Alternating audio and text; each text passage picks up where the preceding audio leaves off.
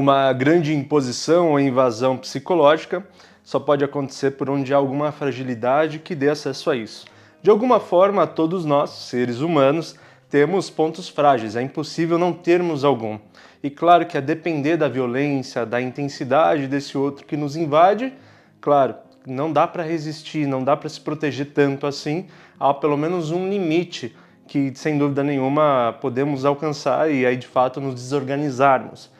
Porém, há formas da gente compreender ou tardar esse ponto mais crítico ao objetivo da gente ganhar tempo para mudar isso, né, mais definitivamente. Mas, sem dúvida nenhuma, precisamos gerir este tempo de convivência ou da intervenção de alguém com narcisismo ou com qualquer outra condição que possa estar em tempo todo interpelando e ferindo a nossa vida, né? Por isso hoje vamos pensar como proteger a autoestima, esse lugar onde a gente se sente melhor, se sente potente, se sente forte, de uma estrutura narcisista a qual você conviva. Então, para aprofundarmos nesse ponto, nós vamos passar por esses tópicos aqui. Primeiro, a importância de saber como ele funciona.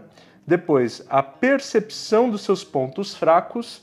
E por último, a proteção do eu por outras relações. Entendendo esses aspectos, vamos fazer essa viagem psicanalítica, a gente vai entender melhor como se proteger. Meu nome é Victor De Gasperi, eu sou psicólogo clínico e escritor, é um imenso prazer te ter por aqui. E como sempre, aquela forma que você nos ajuda e nos faz potentes é se inscrevendo aqui no canal e curtindo esse vídeo, assim ele chega em mais pessoas e você potencializa esse canal que construímos aqui. E na descrição tem os links, tanto para as minhas redes sociais, tanto para você conhecer os meus livros. Pois bem, aqui, nosso primeiro ponto, e a gente sempre precisa pavimentar, né, o caminho para que a gente consiga fazer um bom trajeto, é a importância de saber como ele funciona. Ele quem? Aqui, no nosso caso, ele o narcisista, né? Lembrando, dinâmicas narcisistas ou a patologia narcisista. O que muda? Um é de fato o transtorno de personalidade narcisista, o outro, talvez a pessoa não tenha o transtorno, mas a história cunhou nela aspectos muito fortes, dinâmicas fortes de narcisismo. Então, não importa, você que está lidando sofre do mesmo jeito, né? E essa pessoa, não temos dúvida de que sofre também, mas dominada por essa estrutura, né? Bom, então vamos lá. A importância de saber como ele funciona é você perceber que aquilo que ele emite, a gente vai fazer um mergulho mais complexo nos próximos tópicos sobre isso, mas entender que da forma que ele funciona, entendendo como que ele reúne peças, reúne pensamentos e dá a você aquilo que ataca a sua autoestima, é compreender que as razões dele não falam necessariamente sobre o mundo verdadeiro, sobre como que as coisas são. Então vamos lá. Quando estamos falando deste funcionamento, temos que entender narcisismo. Como o próprio termo já diz, é aquele que está voltado só a si.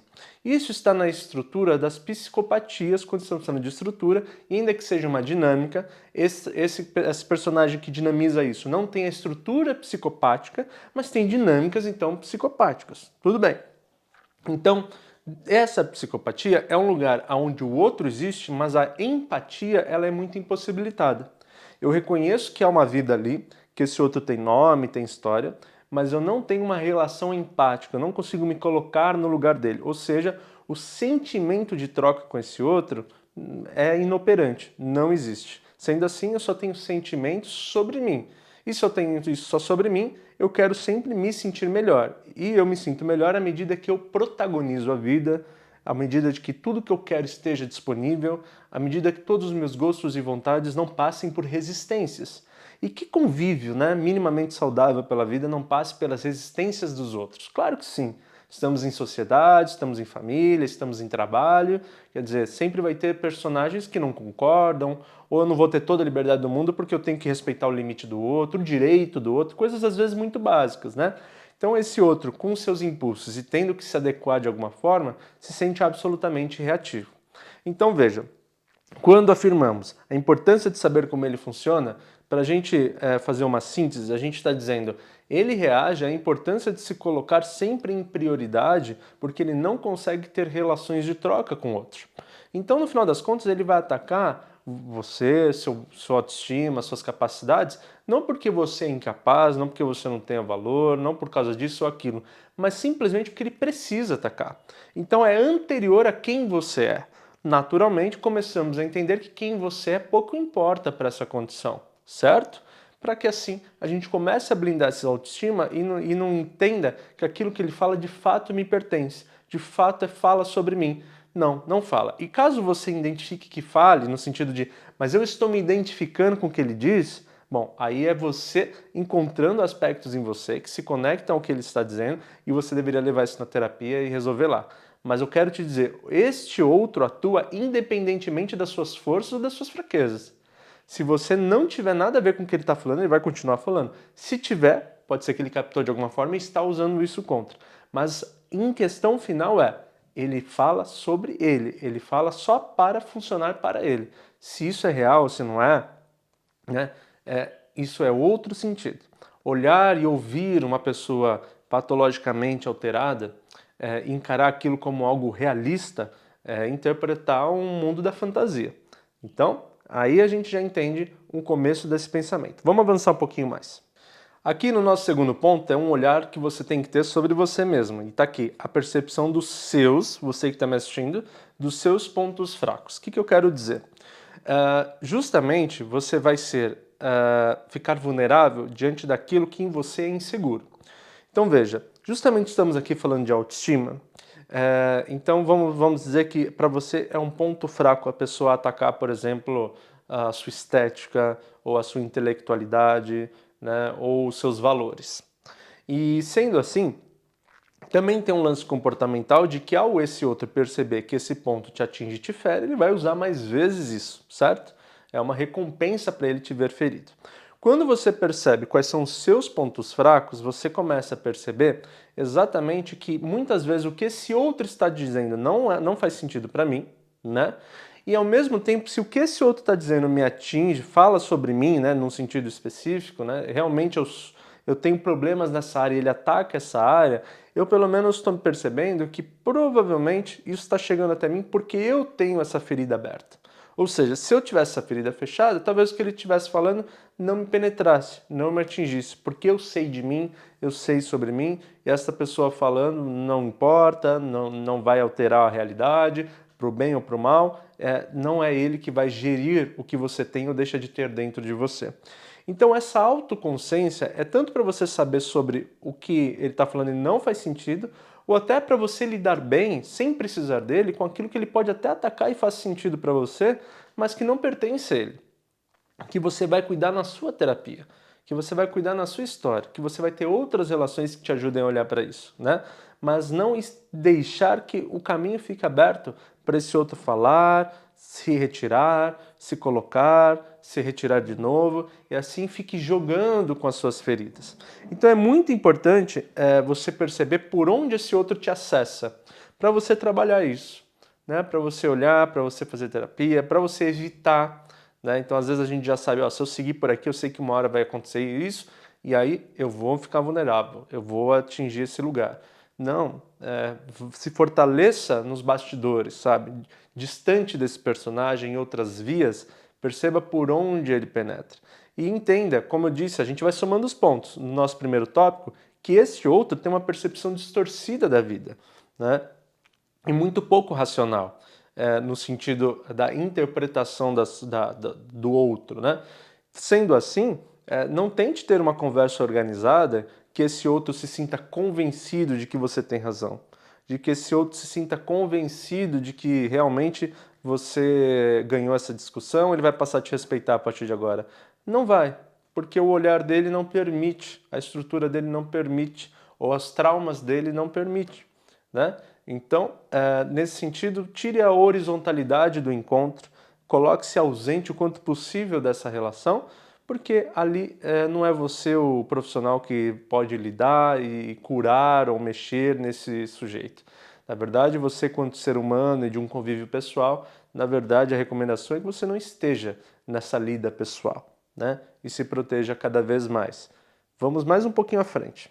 Aqui eu coloquei exatamente o que eu sugeri de outras relações que possam te nutrir de alguma forma. E veja, eu coloquei assim: a proteção do eu por outras relações. O que eu quero dizer com isso?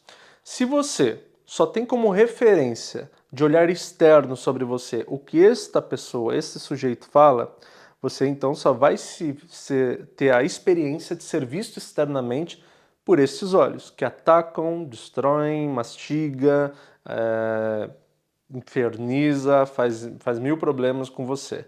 Se nós temos outras relações, nós começamos a ter contraste, né? Uma coisa fica mais evidente quando nós temos outra para comparar. Então, se você tem outras relações interessantes, este efeito deste lugar começa a ser menor, porque você passa a desvalidar mais o que esse outro fala. Quer dizer, eu tenho meu grupo de estudo, eu tenho meu grupo de igreja, eu tenho meu grupo familiar, tenho amigos, eu tenho outros sistemas funcionando que mostram o quanto eu sou bem-vindo, o quanto eu sou amado, o quanto eu posso ter um bom papo, o quanto eu posso ser admirado, o quanto eu posso admirar, o quanto eu posso ter com quem gostar. E isso sim vai nutrindo, então, um modelo e uma estruturação de si mesmo que fala assim, eu posso ter essa vida aqui.